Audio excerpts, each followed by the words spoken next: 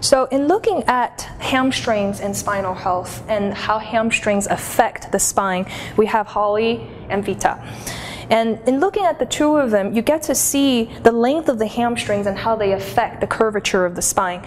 Vita has more flexible and longer hamstrings because, one, they're attached back right around the shin bone all the way up to the sits bone. Because she has that length in the hamstring, she can lengthen from the pelvis and fold from the pelvis, and there's almost no rounding in the lower back, no compression and pushing at this area.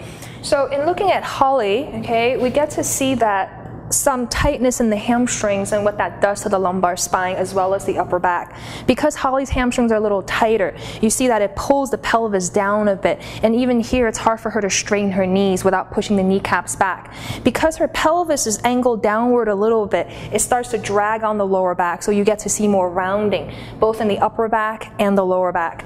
She can slowly work through and get this a little bit softer and lengthening more if she gets the hamstrings a little longer, and part of it is consistent stretching, part of it is lengthening using the proper techniques and blocks. So the tightness of the hamstrings and how they affect the spine is even more clearly demonstrated in downward dog. When we're looking at Colin, because he's longer and more flexible in the hamstrings, he's able to lift his butt up higher, press his upper thigh bones back, and therefore creating more length and flexibility in the spine. The more he takes the sits bones higher, the longer the spine stretches out, and his shoulder becomes one long plane with the rest of the spine.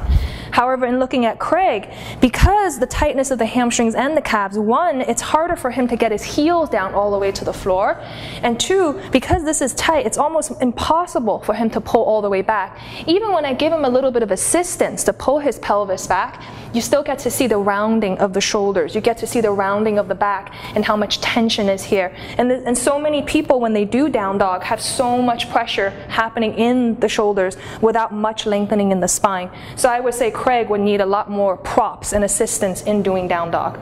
Okay?